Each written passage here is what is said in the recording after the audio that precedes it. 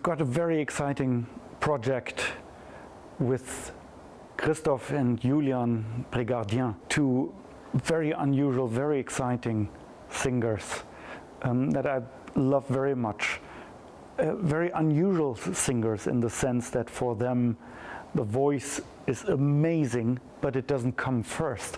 They always use it for expression, for a deep, deep sense of expression, to go really where it's intimate and where it's painful and where it's important what they have to say. You know, and with these two, I always find art comes first.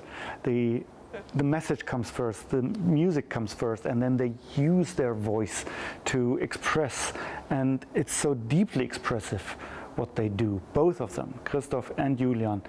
And to get these two for a project that has the theme Père et fils, so what does it mean, father and son?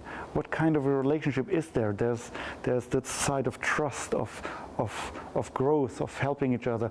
There are also difficult sides, which I'm sure they also know about, and that they can tell us through music. We've got a choreographer involved, Thierry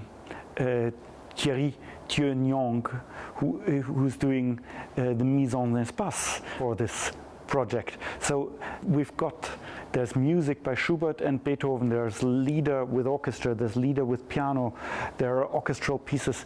It's a whole mix of things trying to tell this story, father and son. And it's still a work in progress, but I think it's going to be very, very exciting.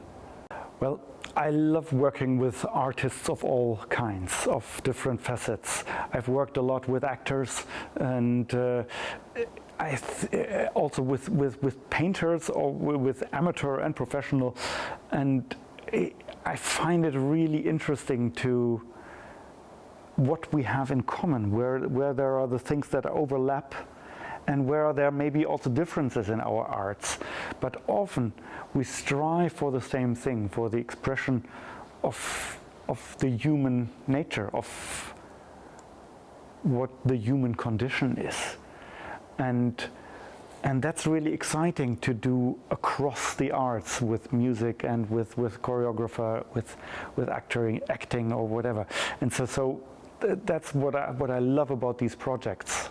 I'm sure that a project like that, where different arts meet, might also attract different audiences.